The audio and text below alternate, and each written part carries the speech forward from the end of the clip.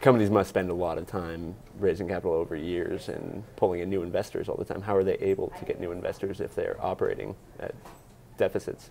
Well, different investors have different appetites. So some investors only look at very speculative early stage companies because those require small amounts of money to get to a proof of principle, whereas late stage clinical trials can cost hundreds of millions of dollars in order to fund. So matching your current business model with the types of investors that invest in that model is key. So a lot of companies go through, different investors through the evolution of their various business models. There are some biotechs that have had great success, like Genentech. What's the difference between them and one that's never earned a profit? The simple answer is probably luck.